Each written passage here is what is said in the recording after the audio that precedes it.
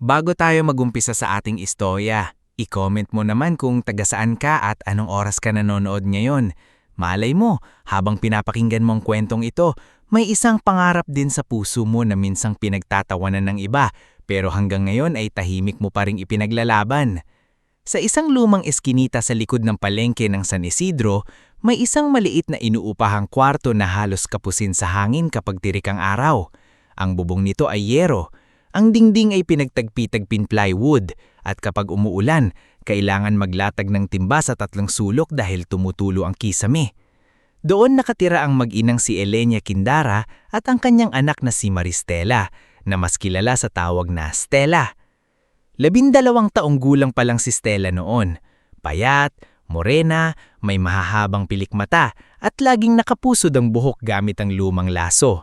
Hindi siya tulad ng ibang batang mahilig sa laruan, tsokolate o bagong damit.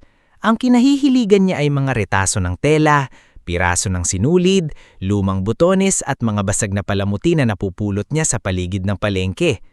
Tuwing hapon, kapag tapos na ang klase, dumidiretso siya sa maliit na pwesto ng nanay niya sa tabi ng karinderya ni Aling Savina. Doon nagtatahi si Elenia ng mga sirang palda, butas na uniforme, punit na kortina at minsan pati lumang pantalon ng mga tricycle driver. Hindi malaki ang bayad pero sapat para may maisaing sila sa gabi. "Ma, pwede ko po bang kunin tong mga tira?" Tanong ni Stella isang hapon habang itinuturo ang maliliit na piraso ng tela sa ilalim ng mesa. Napangiti si Elenia kahit halata ang pagod sa kanyang mga mata. "Kunin mo na anak. Pero ingatan mo ang karayom ha, baka matusok ka na naman." "Hindi na po, marunong na po ako," sagot ni Stella, sabay kuha ng mga telang parang kayamanan kung yakapin niya. Sa ibang tao, basura lang iyon, pero para kay Stella, bawat piraso ay may posibleng maging damit, palamuti o disenyo. Kapag gabi na at patay na ang karamihan ng ilaw sa eskinita, nakaupo siya sa sahig habang gumagamit ng maliit na flashlight. Tinutuhog niya ang sinulid sa karayom, tinatahi ang mga retaso at ginagawa itong damit ng lumang manikang napunot niya noon sa basurahan ng palengke. Minsan, napapatingin sa kanya si Elenia habang nagpapahinga mula sa pananahi. Nakikita niya sa anak ang isang tahimik na apoy, hindi maingay, hindi nagmamadali, pero patuloy na nagliliyab. "Nakakapagod ba anak?" tanong ni Elenia. Umiling si Stella. "Hindi po. Kapag nagtatahi po ako parang hindi ko nararamdaman na maliit lang itong bahay natin." Napahinto si Elenia. May kurot sa dibdib niya sa sinabi ng anak. Alam niyang mahirap ang buhay nila pero mas masakit ang marinig na kahit bata pa si Stella, ramdam na nito ang kakulangan sa mundo. Dati, may ama si Stella na laging nagpapatawa sa kanila, si Brando Quindara.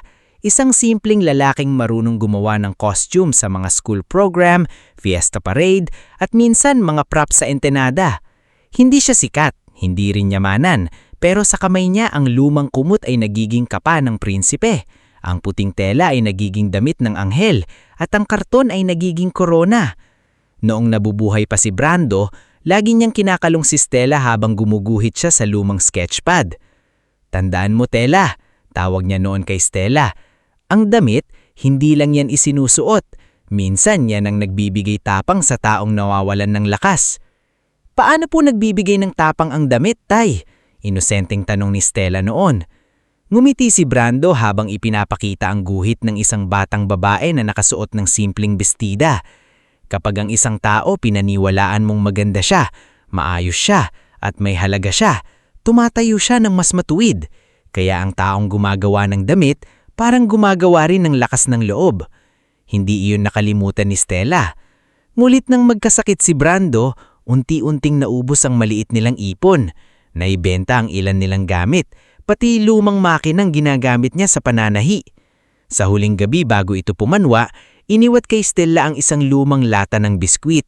Sa loob noon ay may ilang sinulid, lumang gunting, karayom, botones at sketchpad na puno ng guhit. "Anak," mahina sabi niya habang hawak ang kamay ni Stella, "huwag mong hahayaang sabihin ng mundo kung gaano lang kaliit ang pwede mong pangarapin." Umiiyak si Stella noon pero tumango siya. "Opo, Tay, pangako po." Mula ng araw na iyon, Naging sagrado sa kanya ang lata ng sinulid. Hindi niya iyon basta hinahayaang mahawakan ng iba. Tuwing may naisip siyang disenyo, ginuguhit niya sa sketchpad ng kanyang ama. May mga simpleng uniforme, bestida, barong na may kakaibang borda, at mga damit na hango sa buhay ng mga taong nakikita niya araw-araw. Tindera, labandera, magsasaka, estudyante, at mga batang laging naka-second hand. Sa paaralang elementarya ng San Isidro, kilala si Stella bilang tahimik na bata. Hindi siya nangunguna sa recitation, hindi rin siya palaging napapansin sa flag ceremony.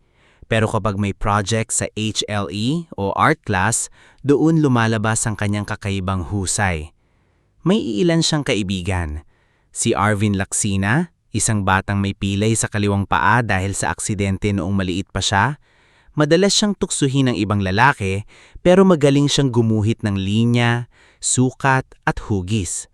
Kapag may disenyo si Stella, si Arvin ang tumutulong gumawa ng mas maayos na pattern sa papel. Stella, mas maganda kung palaparin mo ng konti dito sa balikat, sabi ni Arvin minsan habang nakayuko sa sketchpad, para kapag gumalaw, hindi masikip. Napangiti si Stella. Parang totoong designer kang magsalita. Ako designer, ako taga-sukat lang, biro ni Arvin. Nariyan din si Nessa Between, anak ng tindera ng isda sa palengke. Maingay, palabiro, at laging may dalang maliit na salamin. Kahit bata pa, marunong na itong mag-ayos ng buhok at maglagay ng pulbos sa mga kaklase kapag may program sa school. Kapag yumaman ka na, Stella, ako makeup artist mo ha, sabi ni Nessa habang inaayos ng buhok ng kaklase nilang sasayaw sa linggo ng wika. Hindi pa nga ako marunong yumaman, natatawang sagot ni Stella. Basta ako, naniniwala ako, may itsura ang mga gawa mo, hindi mukhang gawa sa palengke, mukhang pang-intablado. May isa pang taong tahimik na sumusuporta kay Stella, si Mang Doro, ang matandang janitor ng paaralan. Payat ito, may puting bigote at laging may dalang walis tingting. Minsan, kapag pinapalitan ang lumang kurtina sa auditorium, hindi niya agad itinatapon ang malilinis pang bahagi. Itinatabi niya iyon sa isang supot at ibinibigay kay Stella. "O hiha," sabi niya isang umaga habang iniabot ang piraso ng kulay asul na tela. "Sayang kung itatapon, baka may magawa ka pa." Nanlaki ang mata ni Stella. "Salamat po, Mang Doro. Ang ganda po nito." "Mas gaganda pa yan sa kamay mo," sagot ng matanda. Pero sa lahat ng guro, si Teacher Velora Samonte ang unang tunay na nakapansin sa talento ni Stella. Siya ang guro nila sa HLE, mahilig magsuot ng simpleng saya at laging may dalang maliit na notebook. Isang araw, nakita niya si Stella sa likod ng classroom habang tinatahi ang napunit na palda ng kaklase. "Stella, ikaw ang gumawa niyan?" tanong ni Teacher Velora. Kinabahan si Stella. "Opo ma'am, napunit po kasi habang naglalaro si Lori. Inaayos ko lang po."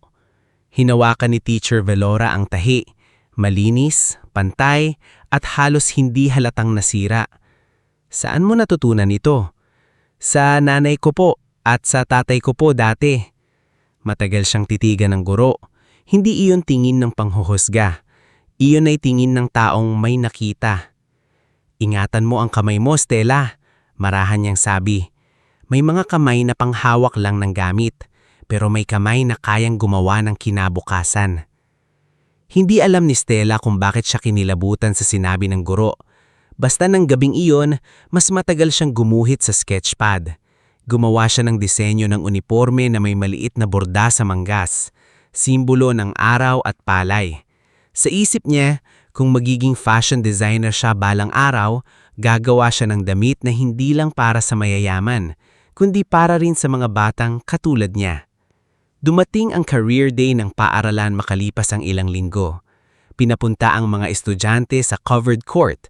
May mga magulang na dumalo, may mga bisitang profesional, at may munting programa na kung saan isa-isang magsasalita ang piling estudyante tungkol sa pangarap nila. Si Principal Gaudencio Rivas ang nanguna sa programa. Matangkad ito, laging plansyado ang polo at malamig ang tingin. Kilala siyang prinsipal na mahigpit sa mga mahihirap na estudyante pero malambot ang boses kapag kausap ang mayayamang magulang na nagbibigay ng donasyon. Mga bata, panimula niya sa mikropono, ang pangarap ay dapat pinag-iisipan, hindi sapat ang gusto lang, dapat bagay sa kakayahan, sa talino at sa estado ng buhay. Hindi maintindihan ni Stella kung bakit parang may bigat ang huling sinabi nito. Isa-isang tinawag ang mga estudyante. May gustong maging doktor, pulis, engineer, abogado, piloto, pinalakpakan sila ng lahat. Hanggang sa tinawag si Stella. Dahan-dahan siyang tumayo. Hawak niya ang sketchpad sa dibdib. Ramdam niya ang kaba, pero naalala niya ang sinabi ng tatay niya. Huwag hayaang sabihin ng mundo kung gaano kaliit ang pwede mong pangarapin. Maristela Kindara. Sabi ni Principal Rivas, "Anong gusto mong maging paglaki mo?" Huminga ng malalim si Stella. "Gusto ko pong maging fashion designer." Sandaling natahimik ang covered court. Pagkatapos, may ilang batang humaghig. Si Cirila Moncada, anak ng konsehal, ay napatingin sa kanya mula ulo hanggang paa. Fashion designer? Tingnan mo nga sapatos niya, butas. Bulong nito. Pero sapat para marinig ng nasa paligid. Si Von Esteban naman, anak ng supplier ng school uniforms, ay tumawa. Baka designer ng basahan. Namula ang mukha ni Stella, pero nanatili siyang nakatayo. Tinaasan siya ng kilay ni Principal Rivas. "Fashion designer? Alam mo ba kung gaano kamahal ang kursong yan? Alam mo ba kung anong klaseng tao ang nakakapasok sa mundong yan?" Hindi nakasagot si Stella. Lumapit si Teacher Velora, halatang gustong sumingit, pero itinaas ng principal ang kamay para pigilan siya. "Dalhin mo sa opisina ang sketchpad mo mamaya.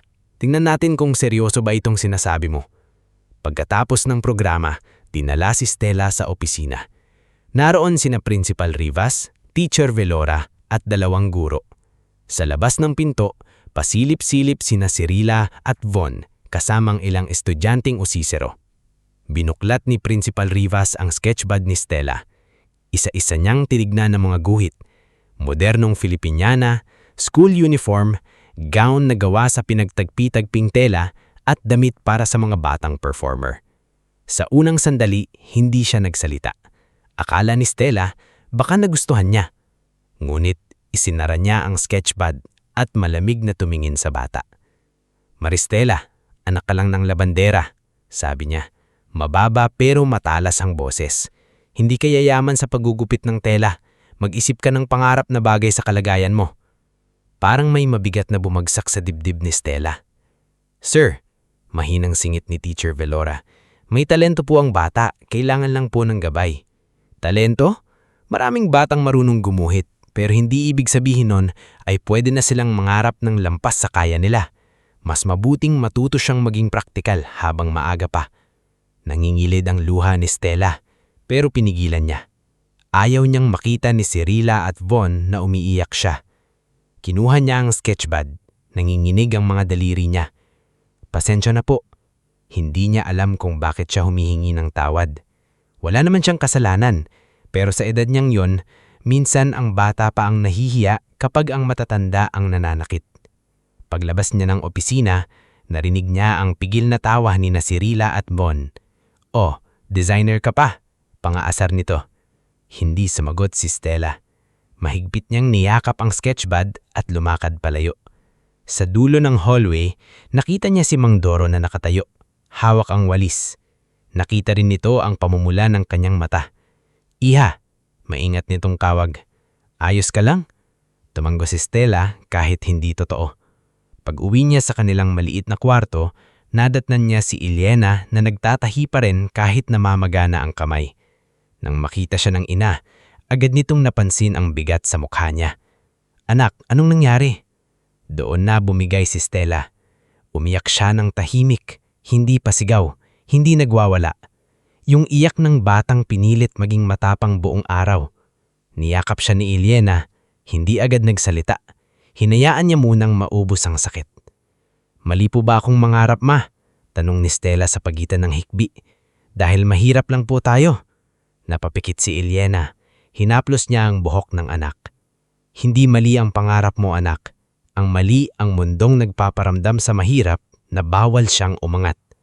Kinagabihan, habang natutulog na ang karamihan, binuksan ni Stella ang lumang lata ng sinulid ng kanyang ama. Inilabas niya ang gunting, ang ilang boton at ang sketchpad. Nanginginig pa rin ang dibdib niya, pero sa ilalim ng sakit, may unti-unting nabubuong tapang. Sa isang blankong pahina, gumuhit siya ng isang batang babae na nakatayo sa gitna ng entablado. Simple lang ang suot, pero mataas ang loo. Sa ibaba ng guhit, isinulat niya ang pangalan, Maristela Quindara, fashion designer. Hindi pa niya alam kung paano, hindi pa niya alam kung kailan. Pero sa gabing yun, sa maliit na kwarto sa likod ng palengke, sa gitna ng kahirapan at pangungutya, nagsimula ang pangarap na balang araw ay babalik sa paaralang nanakit sa kanya. Hindi bilang batang pinahiya, kundi bilang babaeng patutunayan na ang karayom, tela at paniniwala ay kayang magbago ng buong buhay. Bago tayo magpatuloy sa ating storya, i-comment mo naman kung taga saan ka at anong oras ka nanonood ngayon. Minsan, sa simpleng pakikinig sa kwento ng ibang tao, may natutuklasan tayong lakas sa sarili nating pinagdaraanan. Kaya kung may pangarap ka rin na minamaliit ng iba, samahan mo muna si Stella sa bahaging ito ng kanyang buhay. Kinabukasan, matapos ang nangyari sa opisina ni Principal Gaudencio Rivas, mas maaga kaysa bati nagising si Maristela Quindara. Hindi dahil sabik siyang pumasok, kundi dahil halos hindi siya nakatulog. Paulit-ulit sa isip niya ang mga salitang binitawan ng principal. Anak ka lang ng labandera. Hindi ka yayaman sa paggugupit ng tela. Mag-isip ka ng pangarap na bagay sa kalagayan mo. Parang mga karayom na hindi sa tela tumutusok, kundi sa dibdib niya. Nasa tabi niya ang lumang sketchpad ng kanyang ama. Bukas sa pahinang ginuhitan niya kagabi ng batang babaeng nakatayo sa entablado. Sa ilalim ng guhit ay nakasulat ang pangalang pilit ng pinanghahawakan, Maristela Quindara, fashion designer. Tahimik niyang hinaplos ang pahina. May parte sa kanya na gustong punitin iyon para matapos na ang masakit. Pero naalala niya ang kamay ng kanyang ama noong iniabot nito ang lumang lata ng sinulid. Naalala rin niya ang sinabi ng kanyang ina. Ang mali ay ang mundong nagpaparamdam sa mahirap na bawal siyang umangat. Stella, marahang tawag ni Elenia mula sa maliit na kalan. Kumain ka muna bago pumasok. Bumangon si Stella. Nakita niyang kanin at asin ang agahan nila. May konting mantika mula sa pinagprituhan ng kapitbahay na hiningi ni Elenia para may lasa. Sanay na siya sa ganong pagkain. Pero sa araw na iyon, mas mabigat lunukin kahit ang simpleng kanin. Ma, mahinang sabi niya habang nakaupo sa sahig. Kung hindi po talaga ako maging fashion designer, masama po ba kung maging mananahina lang ako? Natigil si Elenia sa paghahalo ng kape. Tinignan niya ang anak. Hindi galit, hindi nagulat, kundi malungkot. Anak, walang masama sa pagiging mananahi. Ikinabubuhay ko ito. Ikinabuhay din ito ng tatay mo noon, sabi niya. Pero magkaiba ang pagpili ng simpleng buhay dahil mahal mo ito at ang pagsuko sa pangarap dahil pinaniwalaan ka ng iba na hindi mo kaya. Hindi agad nakasagot si Stella. Lumapit si Elena at inayos ang laylayan ng luma ngulit malinis na uniforme ng anak. Kung isang araw pipiliin mong maging mananahi, susuportahan kita. Kung pipiliin mong maging designer, susuportahan din kita. Pero huwag kang papayagang ibang tao ang pumili ng hangganan mo. Doon unang tumulo ang luha ni Stella sa umagang iyon. Hindi na siya humagulgol gaya kagabi. Tahimik lang siyang umiiyak habang hawak ang kutsara. Pagdating niya sa paaralan, alam agad niyang kumalat na ang nangyari. May kakaibang tingin ang ilang kaklase. Yung tinging parang naghihintay sila kung kailan siya madudulas para pagtawanan ulit. Sa hallway, narinig niya ang mahihinang bulungan. Ayan na siya, si designer ng basahan. Baka mamaya sukatin niya tayo ng kortina. Yunuko niya ang ulo. Hawak niya ang bag sa harap ng katawan. Parang panangga. Hindi niya dala ang sketchpad ngayon. Iniwan niya ito sa bahay, nakatago sa ilalim ng unan. Pakiramdam niya kapag nakita iyon ng iba, mas lalo silang pagtatawanan. Pagpasok niya sa classroom ay nakaupo na si Cirilia Moncada sa unahang row. Maayos ang ribbon sa buhok at bagong plancha ang uniform. Sa tabi nito si Von Esteban na nakangiti habang pinapaikot ang ballpen sa daliri. "Oh, Maristela," tawag ni Cirilia nang sapat ang lakas para marinig ng lahat. "Nasaan ang fashion collection mo? Baka gusto mong gawan kami ng gown mula sa basahan." May ilang nagtawanan. Hindi sumagot si Stella. Dumiretso siya sa upuan niya sa likod, pero bago siya makaupo, sinundan siya ng tingin ni Von. Uy, wag niyo siyang tawanan, baka balang araw sikat yan. Sabi ni Von pakatapos ay tumawa. Sikat na mananahi sa palengke. Mas lumakas ang tawanan ngayon. Naramdaman ni Stella ang init sa kanyang mukha. Gusto niyang sumalita pero parang may nakabara sa lalamunan niya.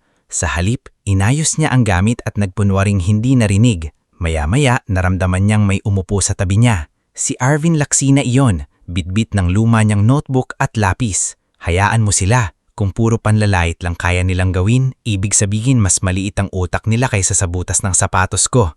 Napatingin si Stella sa sapatos ni Arvin na may tahi sa gilid. Hindi niya mapigilan na mabiglang magngiti ng bahagya. Sa kabilang gilid naman umupo si Nessa Between, amoy pulbos at may dalang maliit na suklay. Kung tawagin ka nilang designer ng basahan, gawin mong pinakamagandang basahan sa buong mundo. Tignan natin kung hindi sila mapahiya. Hindi ganoon kadali. Mahinang boses ni Stella. Alam ko, pero hindi ibig sabihin titigil ka. Nang pumasok si Teacher Velora sa monte, ramdam agad niya ang kakaibang hangin sa loob ng classroom. Nakita niya si Stella sa likod, tahimik at halos hindi tumitingin sa pisara. Hindi muna siya tinawag niya. Sa halip, sinimulan niya ang klase na parang normal ang lahat. Pagdating ng HEL period, may malaking balitang sinabi si Teacher Velora. Mga bata, kasali ang section natin sa folk dance competition sa Foundation Week. Pero may problema tayo. Wala tayong sapat na budget para sa costumes. Nagbulungan ng klase. Ang ibang estudyante ay excited. Ang iba naman ay agad nagreklamo. Ma'am, bakit hindi na lang po bumili? Tanong ni Cirilla. Kaya naman po siguro kung mag-aambagan. Hindi lahat may kakayahang mag-ambag ng malaki. Mahinahong sagot ni Teacher Velora. Kaya, kailangan nating maging malikhain. Napatingin siya kay Stella, ngulit hindi niya ito pinilit. Kailangan ko ng volunteers na tutulong mag-isip at gumawa ng costume. Hindi kailangan mamahalin. Kailangan maayos, malinis, at may kwento. Tahimik ang klase. Pagkaraan ng ilang segundo, itinaas ni Arvin ang kamay. Ma'am, pwede po akong tumulong sa drawing ng pattern. Sumunod si Nessa. Ako po sa buhok at accessories. Napatingin ang lahat kay Stella. Ramdam niyang parang hinihila siya ng sitwasyon. Gusto niyang magtago, pero naroon si Teacher Velora. Nakatingin sa kanya bilang batang pinahiya, kundi bilang batang may kakayahan. Dahan-dahan niyang itinaas ang kamay. Ma'am, mahina niyang sabi, pwede po akong tumulong sa tahi, pero hindi po ako sigurado kung maganda. Ngumiti si Teacher Velora. Hindi natin kailangan magsimula sa sigurado, Stella. Minsan, sapat na ang magsimula sa tapang. Pagkatapos ng klase, nagtipon sila sa lumang HELE room. May ilang lumang tela roon, sirang barong mula sa nakaraang programa, kupas na saya, at kurtinang tinanggal sa gilid ng auditorium. Dumating din si Mang Doro. Kunwari ay magwawalis lang, pero may bitbit na supot. Oh, Ma'am Velora, sabi niya habang iniiwas ang tingin. Nakita ko lang itong mga tela sa bodega, baka mapakinabangan. Nakangiting tumingin si Teacher Velora kay Stella.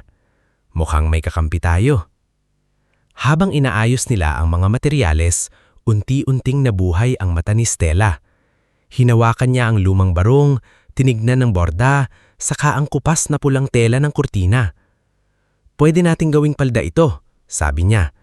Tapos, ang barong, pwedeng putulin para maging upper costume.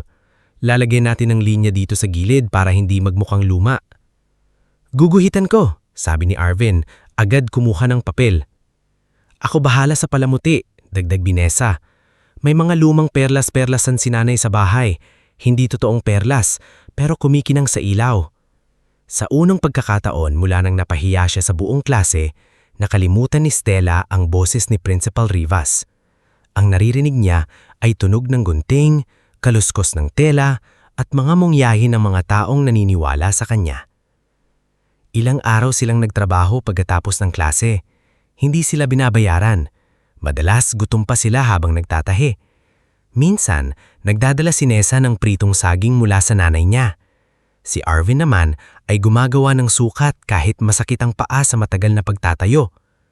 Si Mang Doro naman, kapag wala ng ibang tao, Nagbubukas ng ilaw sa HELE room kahit lampas na sa oras. Sandali lang kayo ha, baka mahuli tayo ni Principal. Pero sige na, tapusin niyo yan, sayang naman. Salamat po, sabi ni Stella. Walang anuman, sagot ng matanda. Noong bata ako, may pangarap din ako. Hindi ko naabot, kaya kapag may batang may pangarap pa, dapat tulungan. Habang papalapit ang araw ng competition, gumaganda ang mga costume. Hindi sila mukhang mahal, pero may dating. Ang lumang kortina ay naging palda na may maayos na bagsak. Ang sirang barong ay naging top na may bagong hugis. Ang retaso ay naging sinturon, palamuti at panyo. Ngulit hindi natutuwa sina Cirila at Von. Para sa kanila, nakakainis na habis na magtatago si Stella, mas lalo itong napapansin. Isang hapon bago ang competition, habang wala si Stella sa HELE room dahil bumili siya ng dagdag na sinulid, pumasok si Von. Nagkunwari siyang naghahanap ng bola, pero lumapit siya sa costume ng pangunahing mananayaw. Tinignan niya ang paligid. Nang matiyak niyang walang tao, dahan-dahan niyang hinila ang ilang tahi sa gilid ng palda. Hindi niya iyon tuluyang sinira. Sapat lang para bumigay kapag ginamit. Kinabukasan, araw ng competition, punong-puno ang covered court. May mga magulang, guro at estudyante mula sa ibang seksyon. Nasa unahan si Principal Rivas, katabi ng ilang bisita at si Konsehal Moncada, ama ni Cirila. Sa backstage, abala sina Stella, Nessa at Arvin. Inaayos ni Nessa ang buhok ng mga mananayaw, si Arvin ang tumitingin kung tama ang suot, at si Stella ang huling nagsusuri ng tahi. Biglang lumapit si Lori, ang pangunahing mananayaw, naninginig ang labi. "Stella," sabi nito, "parang may napunit sa gilid." Nanamig ang Stella. Tinignan niya ang palda. Halos bumigay na ang tahi sa tagiliran. Ilang minuto na lang bago sila tawagin. "Hindi ko kayang sumayaw nito," iyak si Lori. "Baka mahulog." Nataranta si Nessa. "Sino gumawa nito?" Tahimik si Arvin, pero nakita niya sa likod ng kurtina si Von na nakangiti habang nakatingin sa kanila.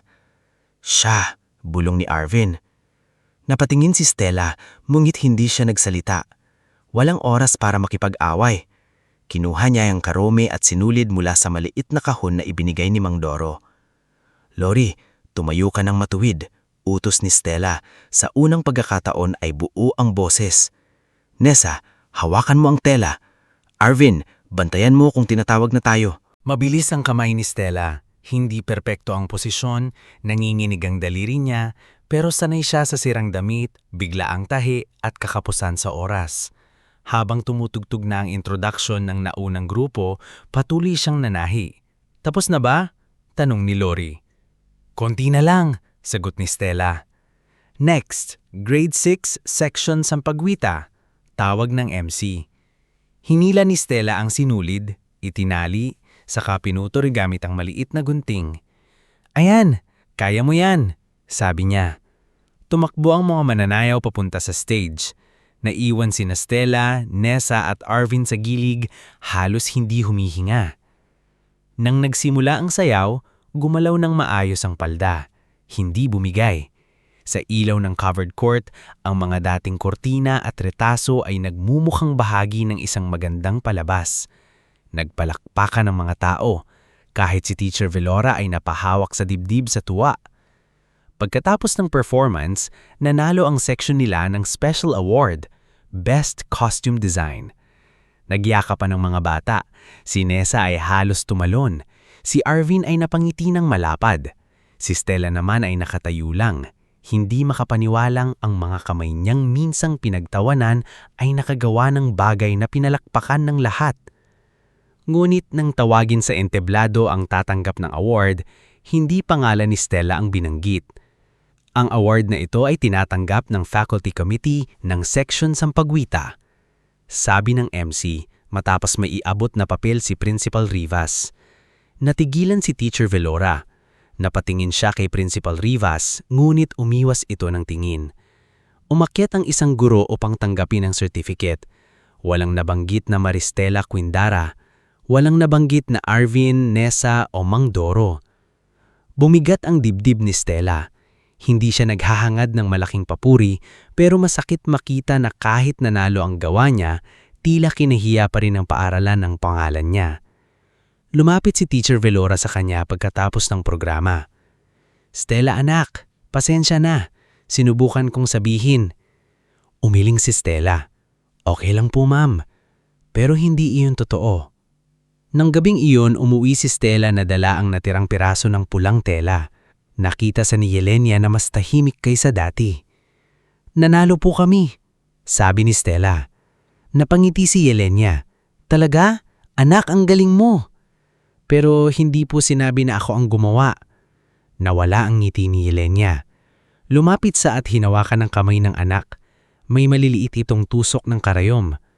"May mga taong ayaw banggitin ang pangalan mo ngayon, pero hindi ibig sabihin nun ay mawawala ang halaga ng ginawa mo." Pagkatapos kumain, habang natutulog na si Yelenia dahil sa pagod, bunuksan ni Stella ang sketchpad. Hindi sa umiyak ngayon. Kumuha sa ng lapis at sa likod ng lumang resibo ng sinulid, isinulat niya ang mga salitang hindi niya alam kung kailan matutupad, pero alam niyang kailangan niyang panghawakan. "Balang araw, babalik ako sa paaralang ito, hindi para maganti, kung hindi para ipakita na mali sila." Itiniklop niya ang resibo at inilagay sa loob ng lumang lata ng kanyang ama. Sa labas, maingay ang palengke kahit gabi na. May nagtatawanan, may nag-aaway, may nagbibilang ng barya, may nagbubuhat ng paninda. Ngunit sa loob ng maliit na kwarto, isang batang minsang pinahiya ang tahimik na nagpasaya na hindi siya hihinto. Hindi pa siya sikat, hindi pa siya mayaman, hindi pa siya kilala. Pero sa gabing iyon, mas malinaw kaysa dati ang pangarap niya. Hindi na lang ito simpleng kagustuhang gumawa ng magagandang damit. Naging panata na ito para sa kanyang ama, para sa kanyang ina, para kina Arvin at Nessa, para kay Mang Doro at Teacher Velora, at para sa lahat ng batang sinabihang ang pangarap nila ay hindi bagay sa kalagayan nila. Bago tayo magpatuloy sa ating storya, i-comment mo naman kung taga saan ka at anong oras ka nanonood ngayon. Sa bahaging ito, makikita natin na ang pangarap ay hindi laging mabilis dumating. Minsan dadaan muna ito sa gutom, puyat, pangungulila at paulit-ulit na pagsubok bago tuluyang mamukadkad. Mula noong gabing isinulat ni Maristela Quindara sa likod ng lumang resibo, ang pangakong balang araw ay babalik siya sa paaralang minsang nanakit sa kanya, hindi na siya naging katulad ng dati. Hindi naman biglang gumaan ang buhay nila. Hindi rin biglang nawala ang pangungutya ng ibang tao. Ngunit nagkaroon siya ng rason para bumangon araw-araw, kahit mabigat ang katawan, kahit kulang ang pagkain, at kahit may mga gabing gusto na niya lang humiga na lang at kalimutan ang lahat. Lumipas ang ilang taon. Nakatapos si Stella ng elementarya na hindi man pinakamataas ang grado, pero kilala sa buong batch bilang batang laging dalang karayom at sinulid. Hindi na siya basta-basta nakikipagtalo sa mga nanunukso. Natutuhan niyang may mga laban na hindi kailangang sagutin sa salita. May mga insultong mas masarap sagutin sa pamamagitan ng pag-abot sa pangarap. Si Teacher Velora Samonte ang naging isa sa pinakamalaking tulay niya. Nang nakitang determinado si Stella, tinulungan siya ng bata na makapasok sa isang public high school na may mas maayos na art program. Minsan si Teacher Velora pa mismo ang nagbibigay ng lumang magazines tungkol sa fashion, sewing guides at ilang lapis na hindi na ginagamit ng kanyang anak. "Hindi ito limos, Stella," Sabi ni Teacher Velora isang hapon nang ibigay niya ang isang makapal na folder ng fashion clippings. "Investment ito. May mga taong susuporta sa iyo hindi dahil naaawa sila, kundi dahil nakikita nila ang kaya mong marating." Hinawakan ni Stella ang folder na parang diploma. "Ma'am, paano po kung hindi pa rin ako makarating doon?" Ngumiti ang guro. "Hindi mo kailangan makarating agad. Kailangan mo lang wag tumigil." Sa high school, hindi nakasama ni Stella araw-araw sina Arvin Lacsina at Nessa Bituin, ngunit hindi nawala ang pagkakaibigan nila. Si Arvin ay lumipat sa technical school dahil may programa para sa drafting at pattern making. Si Nessa naman ay madalas tumulong sa pwesto ng nanay niya sa palengke. Pero tuwing may school event, siya pa rin ang inaasahan ng lahat pagdating sa ayos ng buhok at makeup.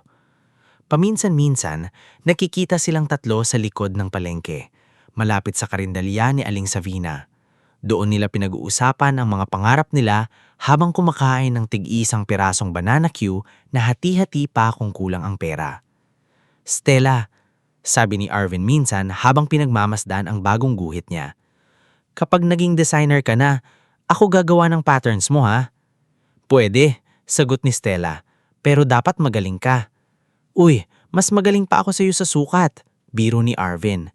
Sumingit si Nessa habang nagsusuklay ng buhok gamit ang daliri. At ako ang bahala sa makeup ng models, pero bawal akong baratin, may talent fee ako.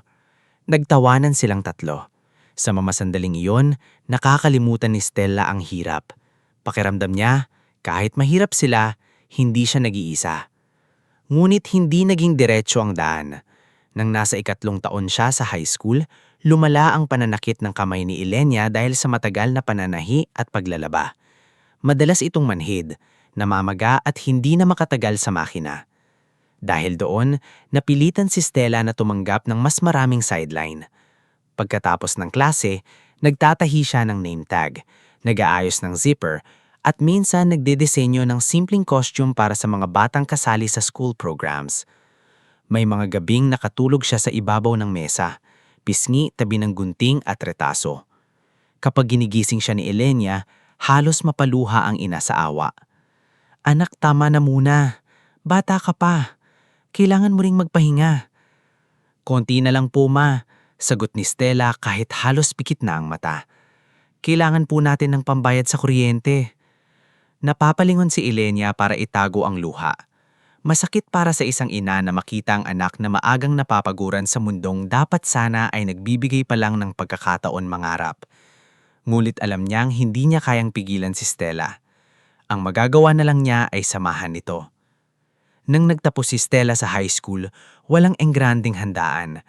Isang maliit na pansit mula kay Aling Savina, 3 soft drinks at isang kandilang sinindihan ni Ilenia sa harap ng lumang litrato ni Brando. Ngulit para kay Stella, yon ang unang patunay na kaya niyang tapusin isang yugto.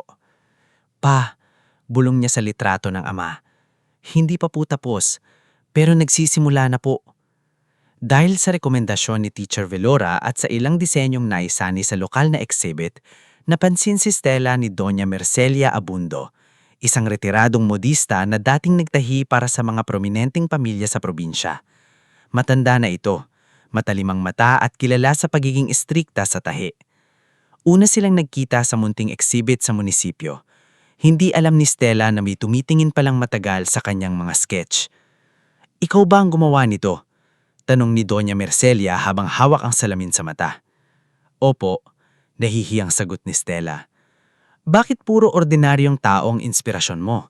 Labandera, tindera, estudyante, magsasaka. Nayuko si Stella. Sila po kasi ang nakikita ko araw-araw. At para sa akin, sila ang mas kailangan makaramdam na may halaga sila. Hindi agad nagsalita ang Doña Mercelia. Pagkatapos ay tumanong ng mabagal ang matanda. May puso ka, pero ang puso kung walang disiplina, magiging luha lang. Gusto mo bang mag-aral sa Maynila? Natigilan si Stella. Parang hindi siya makahinga. Wala po kaming pera. Hindi ko tinatanong kung may pera ka. Tinatanong ko kung gusto mong mag-aral. Doon nagsimula ang bagong yugto ng buhay ni Stella. Sa tulong ng maliit na foundation ni Doña Mercelia, nakakuha siya ng partial scholarship sa isang fashion institute sa Maynila. Hindi sagot ang lahat. May matrikula pa rin kailangan punuan, pamasahe, pagkain at tirahan. Ngunit sapat iyon para mabuksan ang pinto.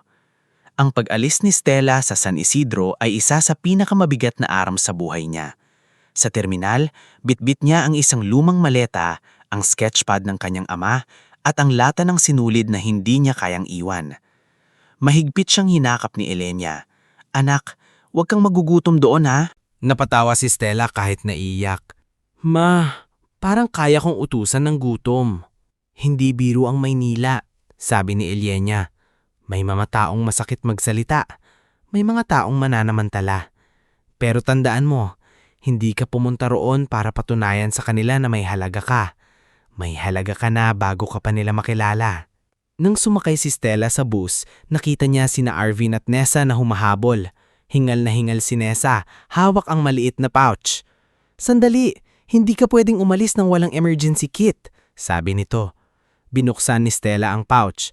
May ilang karayom, sinulid, maliit na lipstick at lumang measuring tape.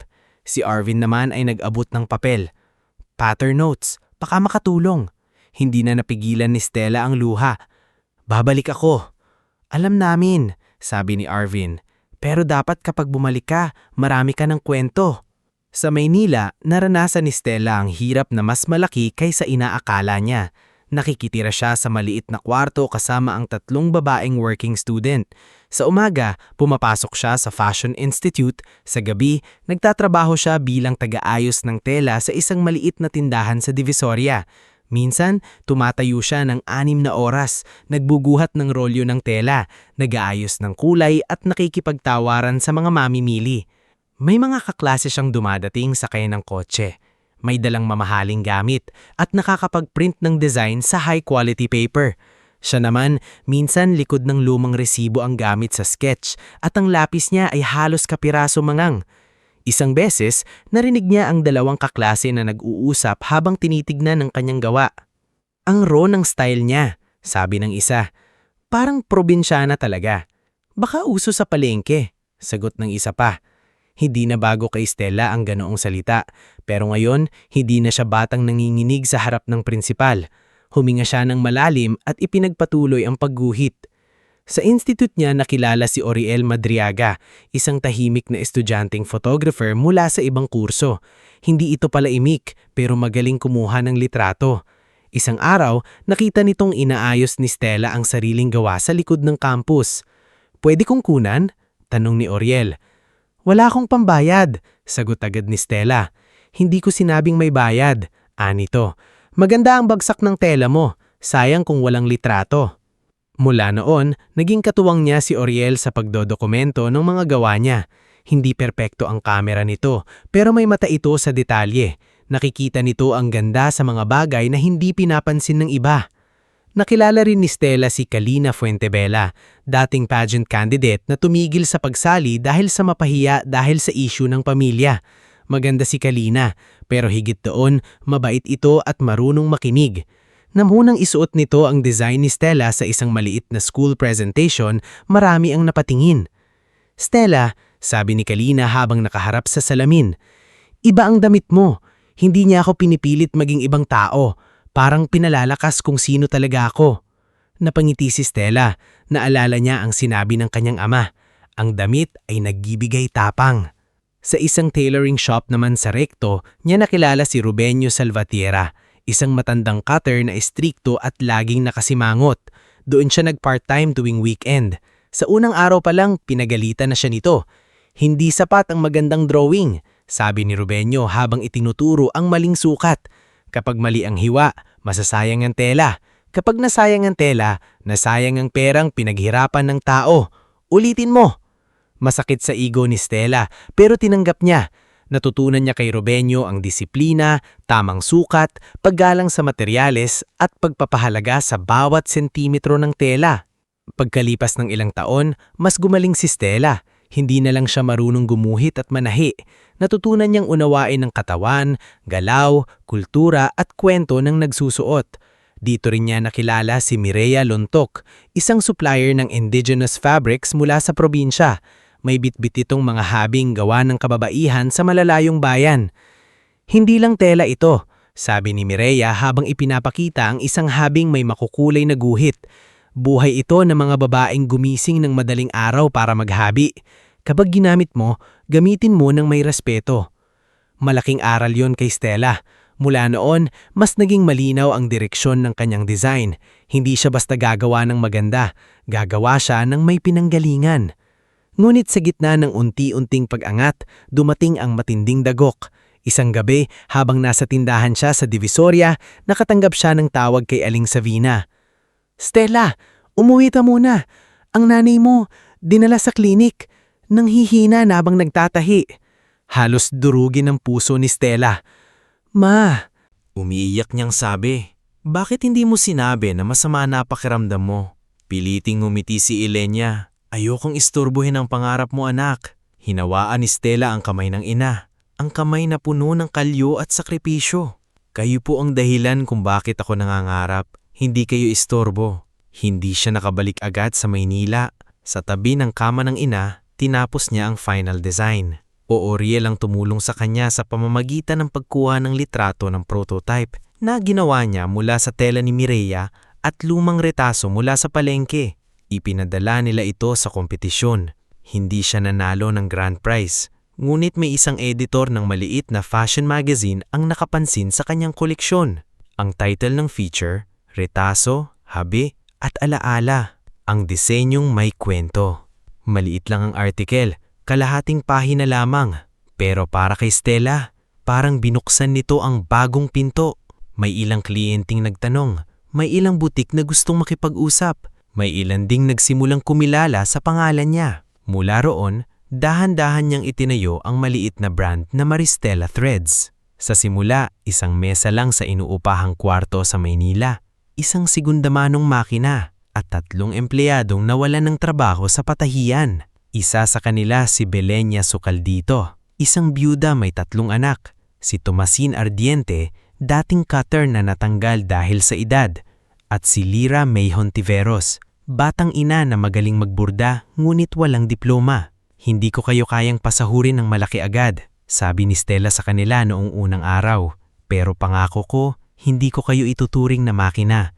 Kasama ko kayo sa bubuuin natin. Sumagot si Tomasin. Ma'am, sanay kaming hindi nakikita. Kung makikita mo kaming bilang tao, malaking bagay na yon. Hindi naging madali ang unang taon ng Maristela Threads. May mga order na hindi nabayaran. May kliyenteng nang mata sa kanila dahil maliit lang ang shop. May gabing halos wala silang pambayad sa renta. Pero sa bawat damit na lumalabas sa kanila, may kalidad at kwento. Gumawa sila ng koleksyon para sa mga graduation student na hindi afford ang mamahaling toga photoshoot. Gumawa sila ng simpleng bridal gown para sa isang guro. Gumawa sila ng uniforms para sa isang cooperative ng tindera sa palengke. Unti-unti kumalat ang pangalan ni Stella. Hindi siya sumikat dahil sa ingay, kundi dahil sa tiwala.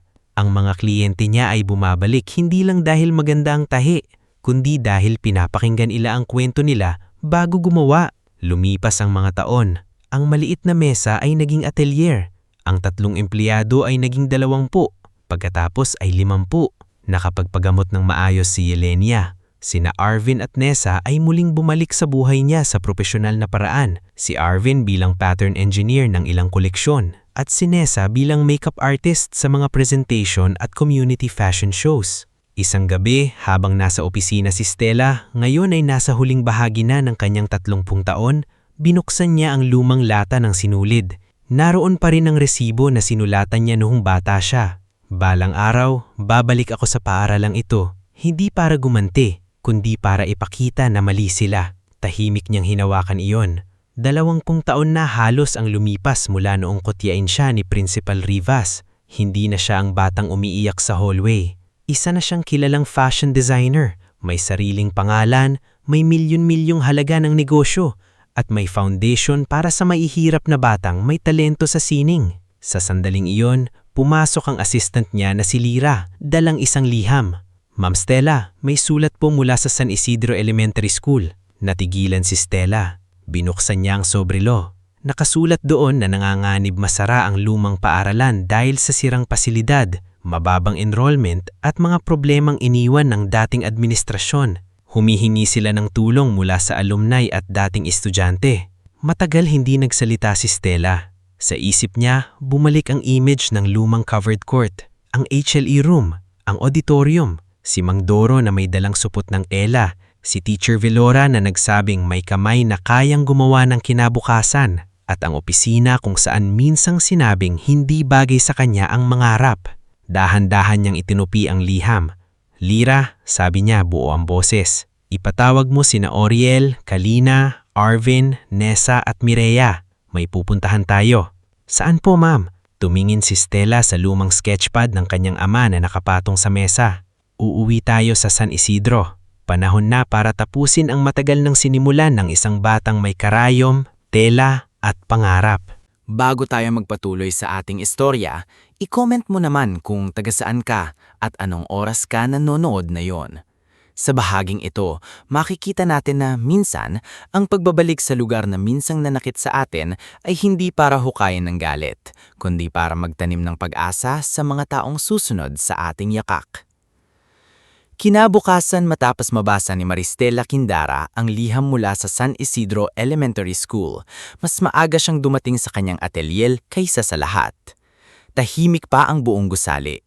Wala pang tunog ng mga makinang panahi, wala pang yabag ng mga empleyado, at wala pa ang ingay ng mga kliyenteng nagpapasukat.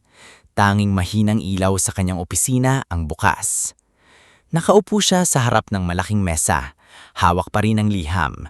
Sa gilid nito ay naroon ang lumang lata ng sinulid ng kanyang ama at ang sketchpad na halos kupas na ang gilid dahil sa tagal. 20 taon na ang lumipas, ngunit kakaiba ang bigat ng pagbabalik sa San Isidro. Hindi niya ito kinatatakutan dahil wala na siyang narating. Kinatatakutan niya ito dahil alam niyang may parte ng batang Stella na naiwan pa rin sa hallway ng paaralang iyon. Hawak ang sketchpad, pinipigilan ng luha habang naririnig ang tawanan ng mga taong hindi naniwala sa kanya. Pumasok si Lyra May Hontiveros, ang dati niyang batang empleyado na ngayoy operations manager na ng Maristela Threads.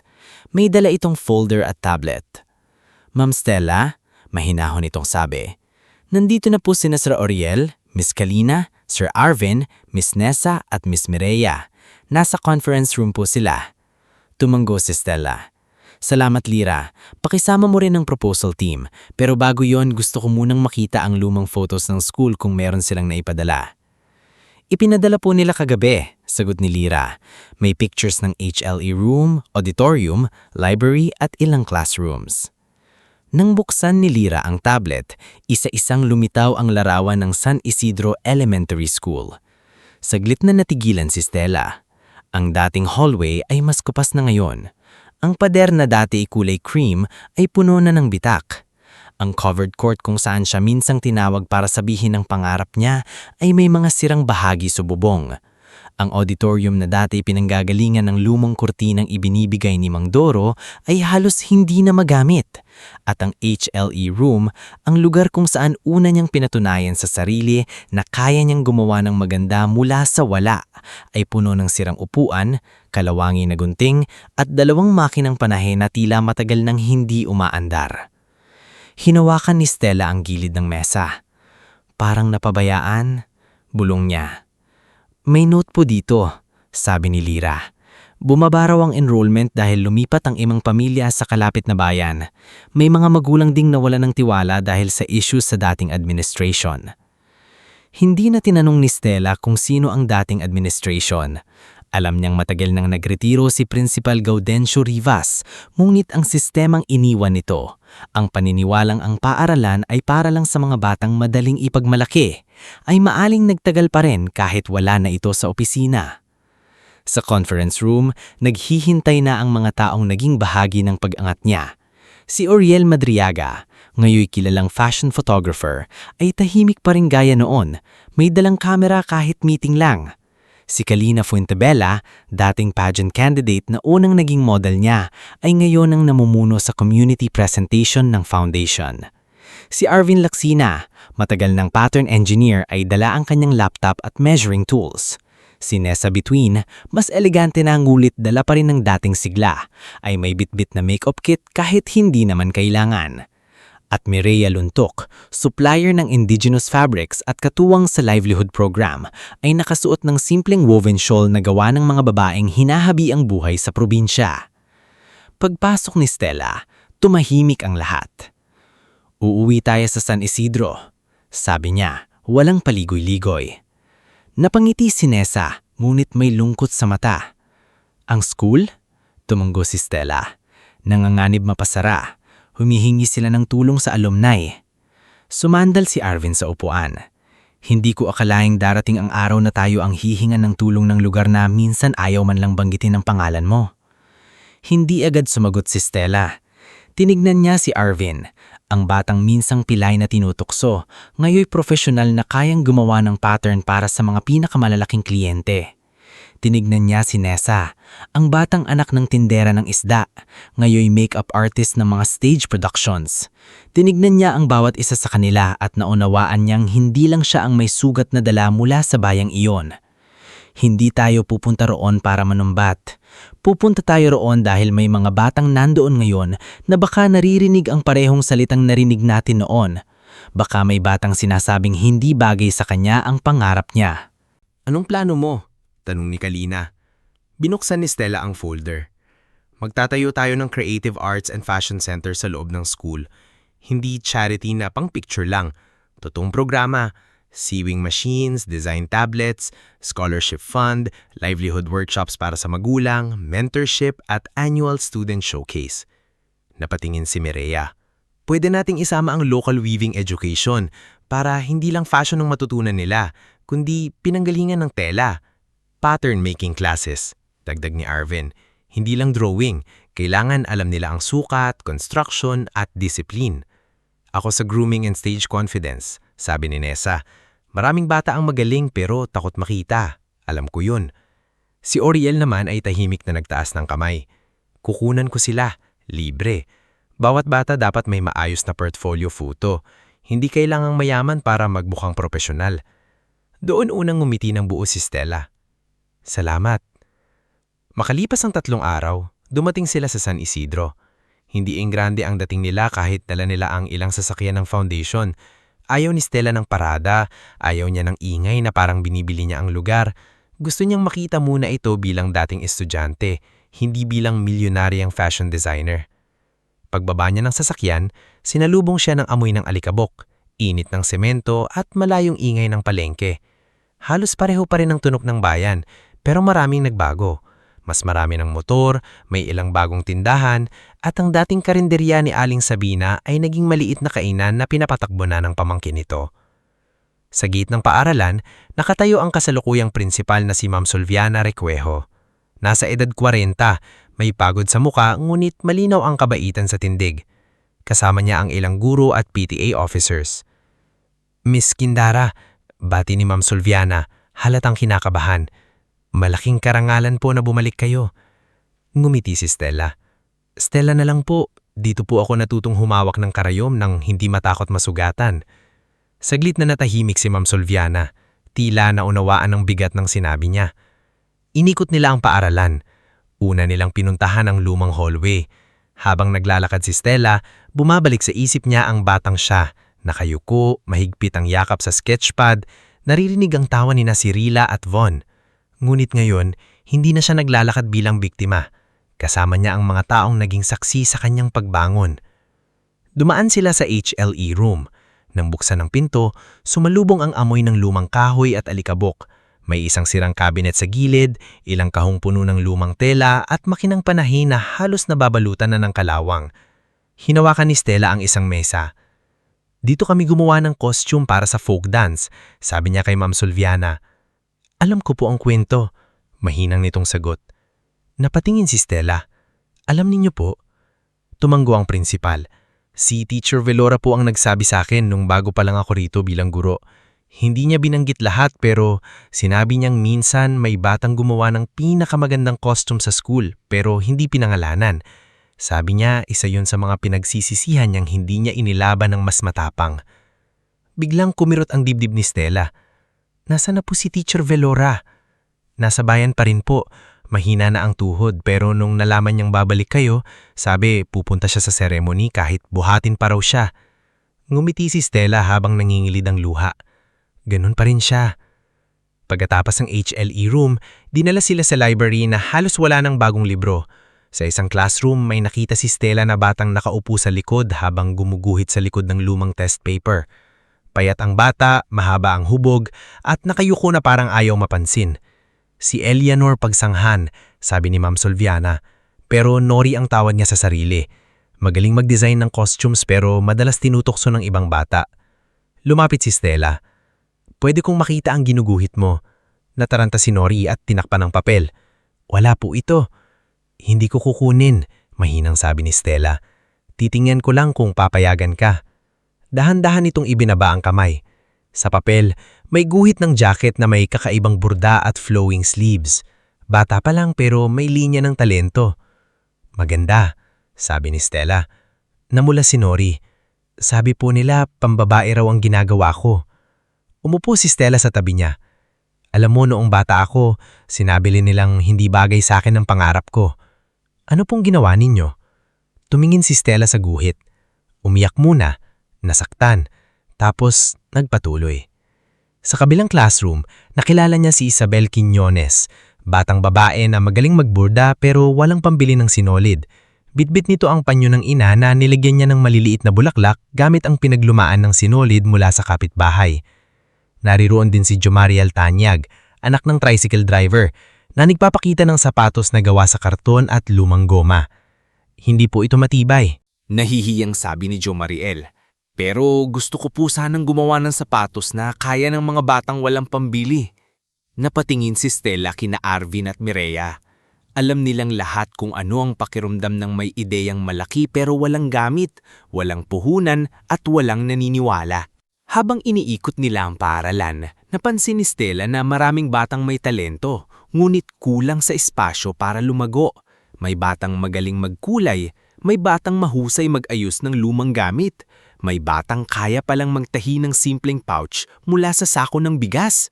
Hindi sila tamad, hindi sila kulang sa pangarap, kulang sila sa pagkakataon. Sa hapon, nagkaroon ng maliit na alumni welcome program sa covered court. Hindi pa itong malaking ceremony, simpleng pagtanggap lang ng paaralan sa kanya. Ngunit kahit simple, maraming tao ang dumalo. May mga guro, magulang, estudyante at ilang alumni na nakarinig sa pagbabalik ng sikat na designer. Habang nakaupo si Stella sa unahan, may pumasok na matandang lalaki sa gilid ng court. Mabagal ang lakad nito, may hawak na baston at alalay ng isang lalaking mas bata. Napatingin ng ilang guro, may bumulong. Si dating Principal Rivas. Nanlamig ang kamay ni Stella. Si Gaudencio Rivas ay hindi na ang matikas na principal na nakakatakot ang tindig. Payat na siya ngayon, maputi na ang buhok at mas mabagal magsalita. Ngunit sa mukha niya, may natitira pa ring pamilyar na higpit, parang taong matagal na sanay na sundin siya ng mundo. Hindi agad siya nakilala ni Rivas. Umupo ito sa bandang harap bilang imbitadong dating administrador. Paminsan-minsan ay tumitingin siya kay Stella, tila sinusubukang alalahanin kung saan niya nakita ang babaeng nasa entablada. Nagsalita si Ma'am Solviana sa microphone. Mga guro, magulang, alumni at mahal naming mga estudyante. Ngayong araw ay kasama natin ang isa sa pinakamatagumpay na anak ng paaralang ito, isang fashion designer, negosyante at founder ng Maristela Threads Foundation. Palakpakan natin si Miss Maristela Quindara. Sa sandaling marinig ni Rivas ang pangalan, nakita ni Stella ang pagbabago sa mukha nito. Bahagyang manlaki ang mata, nanigas ang panga at ang kamay sa baston ay humigpit. Naalala siya nito. Tumayo si Stella at lumapit sa microphone. Nagpalakpakan ng mga tao, ngunit hindi siya agad nagsalita. Tinignan niya ang covered court, ang mga batang nakaupo sa sahig, ang mga guro sa gilid, at ang matandang principal na naminsang nagsabing hindi siya yayaman sa paggugupit ng tela. 20 taon na ang nakalipas. May isang batang tumayo sa lugar na ito at nagsabing gusto niyang maging fashion designer. Hindi siya sigurado kung paano. Wala siyang pera at ang hawak lang niya ay lumang sketchpad. May tumawa, may hindi naniwala, pero may iilan ding na nahimik at tumulong. Tahimik ang buong court. Bumalik ako dito hindi para alalahanin kung sino ang nanakit.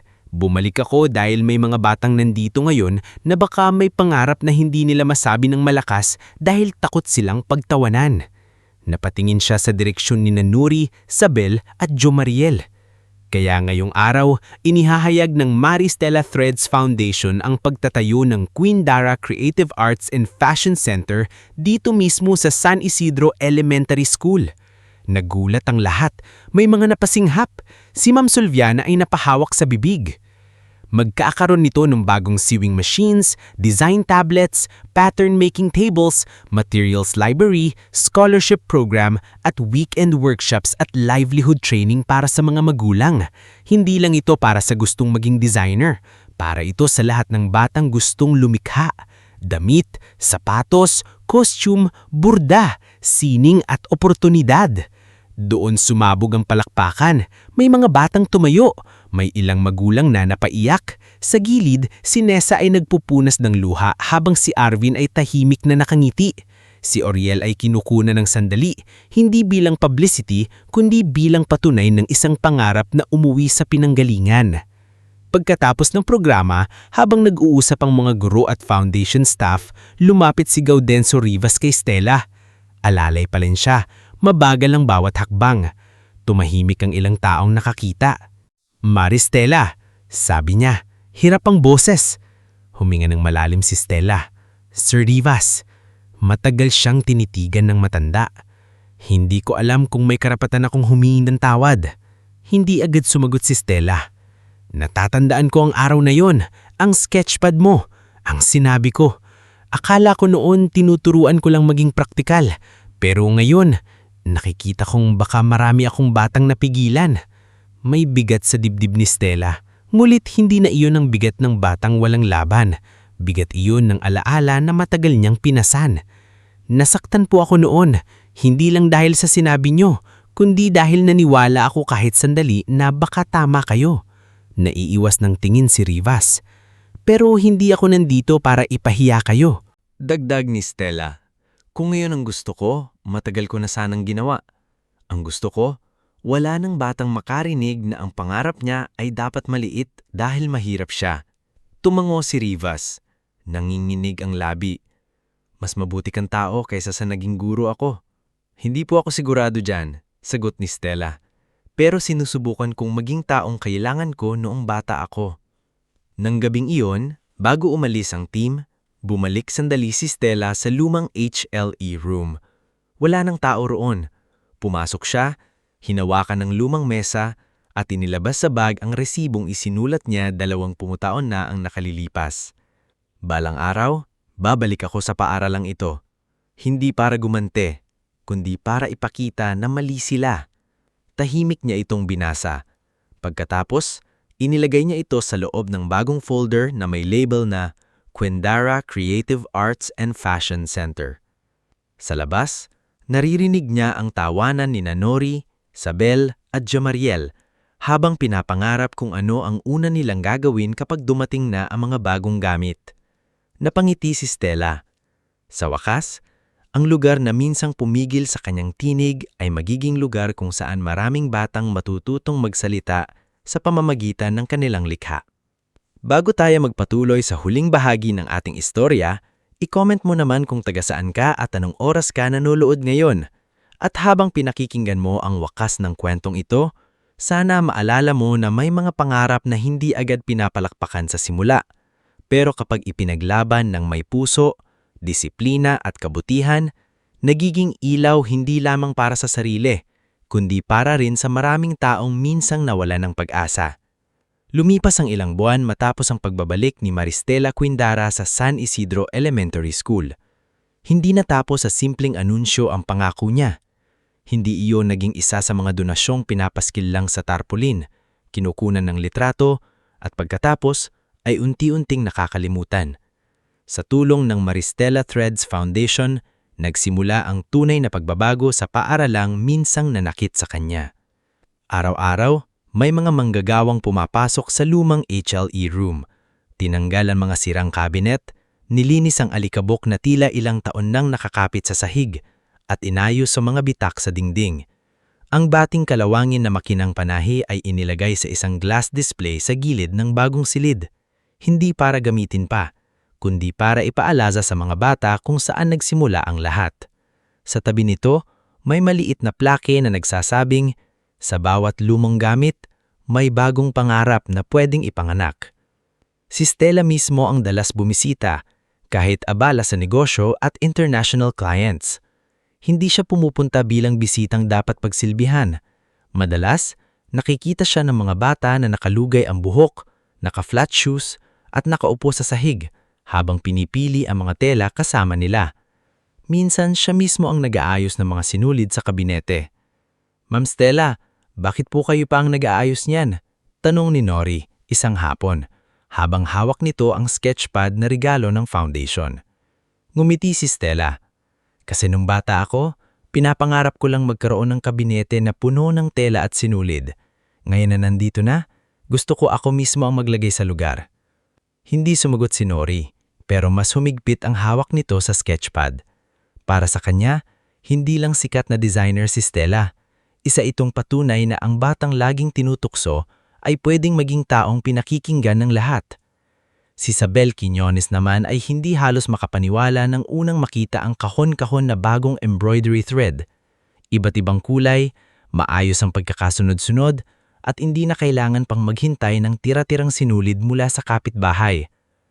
Pwede po ba talaga kaming gumamit nito? Tanong niya kay Mireya Luntok, na siyang nagtuturo ng textile appreciation sa mga bata. Hindi lang pwede, para sa inyo talaga yan, pero tandaan mo, bawat sinulid ay galing sa pinaghirapan ng maraming tao. Gamitin ng may respeto. Tumanggo si Isabel. Opo, gagawa ako ng burda na hindi masasayang. Si Jomariel Tanyag naman, anak ng tricycle driver, ay palaging nasa recycled materials corner. Sa tulong ni Arvin Laksina, natutunan niyang sukatin ng paa ng tama, gumuhit ng simpleng sole pattern, at mamili ng materyales na mas matibay kaysa karton. Hindi pwedeng puro itsura lang, Jamariel. Paalala ni Arvin habang ipinapakita ang tamang linya ng sukat. Kung sapatos ang gagawin mo para sa batang walang pambili, dapat mas lalong matibay, kasi yun ang gagamitin niya sa pagpasok araw-araw. Opo, Sir Arvin. Gusto ko po yung hindi agad masisira kahit maulan. Maganda yan. Diyan nagsisimula ang tunay na disenyo, sa pangangailangan ng tao. Habang inaayos ang Creative Center, isang malaking proyekto ang binuo ni Stella, ang unang community fashion show ng paaralan. Ngunit hindi niya gustong maging karaniwang fashion show na puno ng mayayamang bisita at mamahaling ilaw. Gusto niyang ang rumarampa ay ang mga taong madalas hindi napapansin, mga estudyante, guro, magulang, janitor, tindera, tricycle driver at ang mga taong bumuo ng komunidad. Hindi natin gagawing palabas ng luho. Sabi ni Stella sa meeting, kasama sina Kalina, Oriel, Arvin, Nessa, Mireya, Ma'am Solviana, at Lira May. Gagawin natin itong palabas ng kwento. Bawat damit may pinanggalingan. Bawat lalakad sa entablado may buhay na dapat makita. Si Kalina ang nanguna sa pagtuturo ng stage confidence. Sa unang ensayo, maraming nahihiya. Si Mang Elpidio, isang tricycle driver at ama ni Jomariel, ay halos umurong nang sabihing kasama siya sa rarampa. Ay ma'am, hindi bagay sa akin yan, sabi ni Mang Elpidio habang kinakamot ang batok. Pang-artista lang yata ang rampa. Tumawa si Nessa habang inaayos ang collar ng polo nitong tinahi ng mga bata. Mang Elpidio, araw-araw kayong bumibiyahe sa init at ulan. Kung may karapatang rumampa ng taas noo, kayo iyon. Napangiti ang matanda, nahihiya pero halatang natutuwa. Kasama rin sa fashion show si Aling Rodihin, isang tindera ng gulay sa palengke na ina ni Isabel. Si Kuya Timo, bagong janitor ng paaralan na dating construction worker. Si Ma'am Solviana mismo at ilang estudyanteng dati ayaw sumali sa kahit anong programa dahil takot pagtawanan. Sa likod ng lahat, tahimik na umaandar ang kamay ni Stella. Hindi na siya ang batang nagtatago sa HLE room, pero hindi niya nakalimutan ang pakiramdam ng magmadaling manahi dahil may masisira sa entablado. Ngayon, mas marami na siyang katulong, mas maganda na ang gamit at mas malawak na ang oportunidad. Ngunit ang puso ng ginagawa niya ay pareho pa rin, gumawa ng damit na nagbibigay tapang. Dumating ang araw ng grand launching ng Quindara Creative Arts and Fashion Center. Mula umaga pa lang, abala na ang buong paaralan. May mga estudyanteng naglalagay ng upuan, may mga magulang na nagdadala ng pagkain, at may mga guro na nag-aayos ng registration table. Sa entrance ng bagong center, nakapaskil ang malaking tela na may bordang pangalan ng proyekto. Hindi ito ipinagawa sa mamahaling printing shop. Binurda ito ni Isabel at ng ilang magulang sa loob ng 3 linggo. Dumuting si Teacher Velora sa monte sakay ng tricycle, alalay ng kanyang apo. Maputi na halos lahat ng buhok niya, may tungkod at mabagal ang lakad. Nang nakita ni Stella si Teacher Velora, agad itong lumapit. "Ma'am Velora!" halos pabulong niyang sabi. Hinawakan ni Teacher Velora ang mukha ni Stella na parang bata pa rin ito. "Sabi ko sa'yo noon, May mga kamay na kayang gumawa ng kinabukasan. Napaiyak si Stella.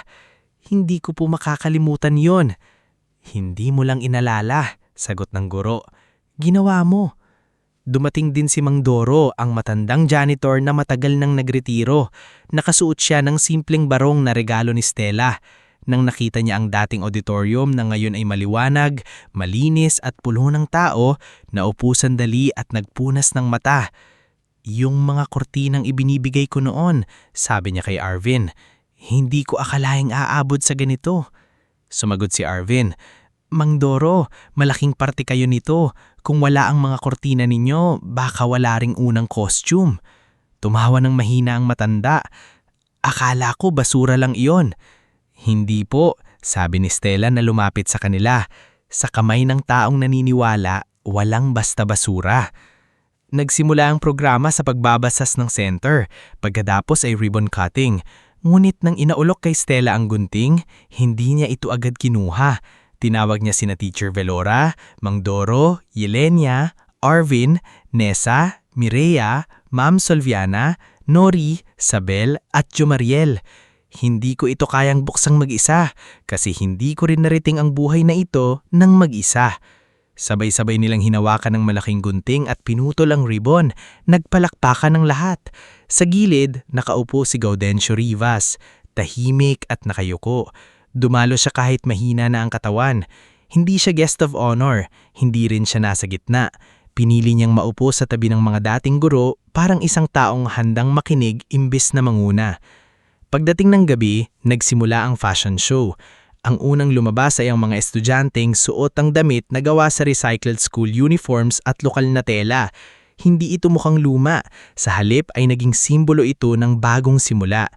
Si Nori ay lumakad suot ang jacket na siya mismo ang nadisenyo, may bordamalon at dahon sa manggas. Kinakabahan siya nung una, pero nang nakita niyang pumapalakpak si Stella, itinuwid niya ang likod at ngumiti.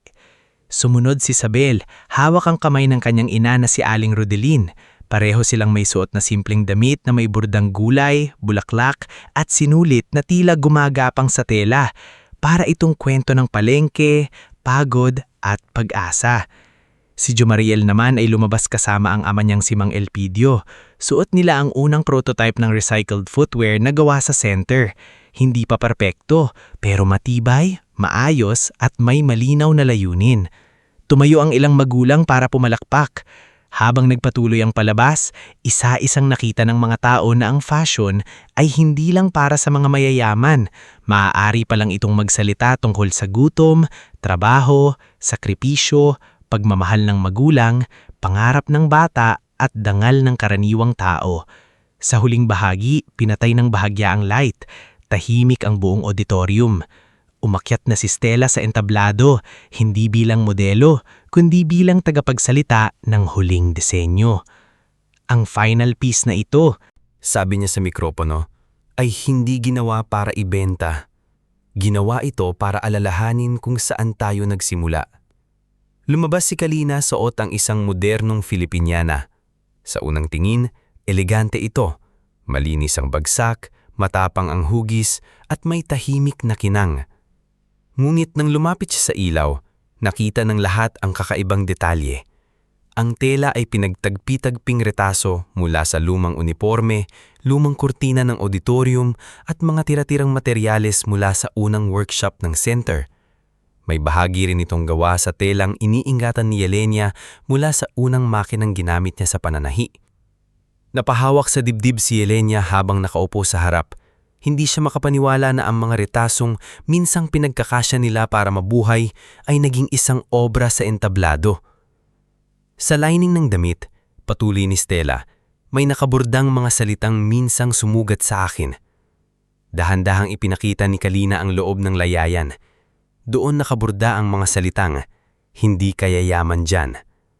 May ilang napasinghap. Tahimik si Rivas sa kanyang upuan, nanginginig ang kamay sa baston.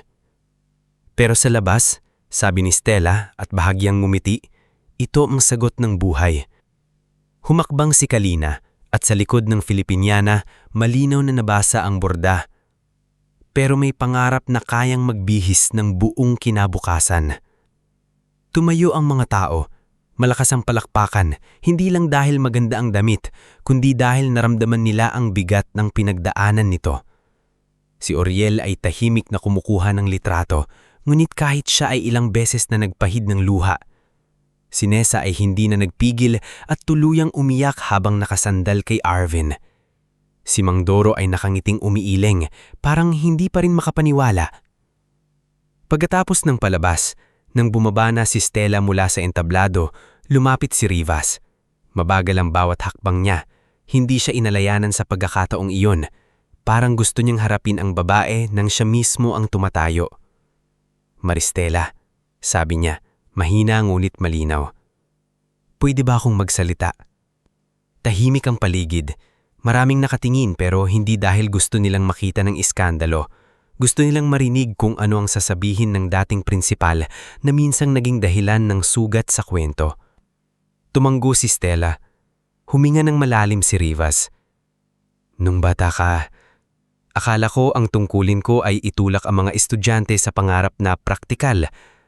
Akala ko kapag mahirap ang bata, mas mabuti nang huwag na siyang asahang magsanglakas ang mataas para hindi masaktan. Pero ang totoo, ako ang natakot. Ako ang makitid, at sa takot kong iyon, marami akong batang nasaktan." Natahimik ang lahat. Bumaling si Rivas kay Nori, Sabel, Jomariel at sa iba pang estudyante. "Kung may nasabi man akong ganun sa iba noon, kung may batang umalis sa paaralang ito na bitbit ang sugat mula sa salita ko, patawad. Hindi sapat ang paghihingi ng tawad para baguhin ang nakaraan, ngunit gusto kong gamitin ang natitira kong panahon para tumulong, kahit maliit." Bumalik ang tingin niya kay Stella. Matagal na tumingin si Stella sa kanya. Sa isip niya, nakita niya ulit ang batang sarili. Payat, hawak ang sketchpad, pilit hindi umiiyak.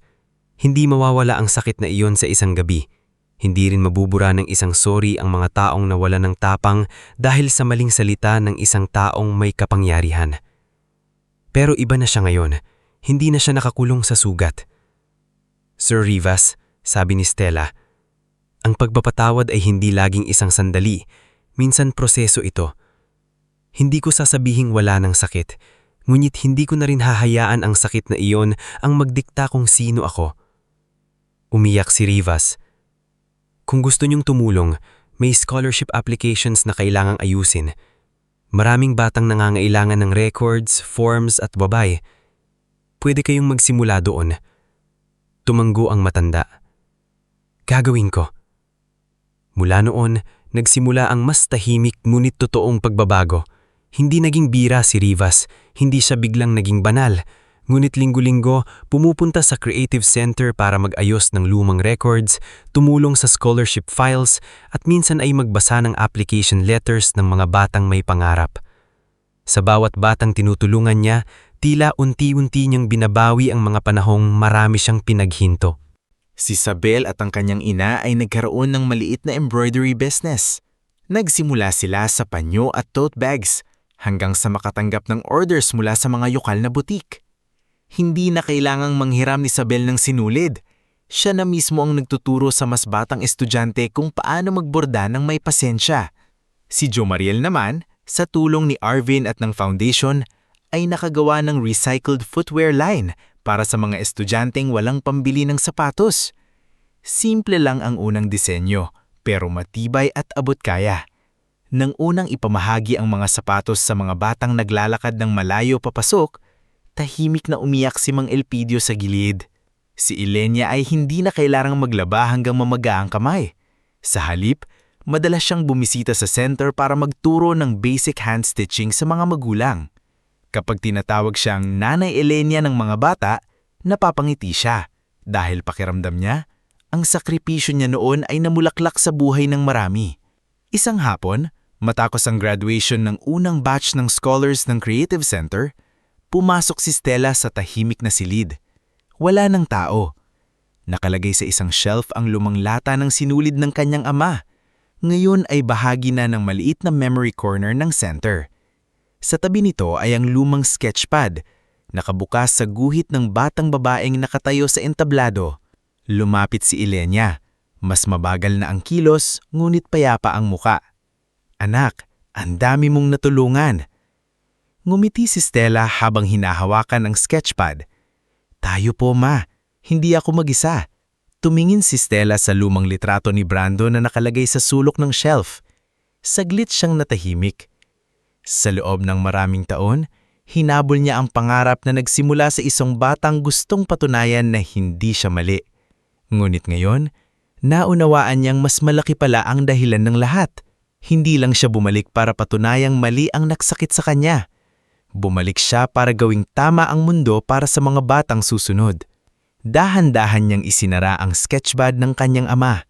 Hinawakan niya ang kamay ni Elenia at tumingin sa paligid, sa mga makinang panahi, sa mga telang maayos ang pagkakasalansan, sa mga sketch ng bata sa dingding, at sa entabladong minsang naging saksi ng kanyang kahihiyan, ngulit ngayon ay naging tahanan ng pag-asa.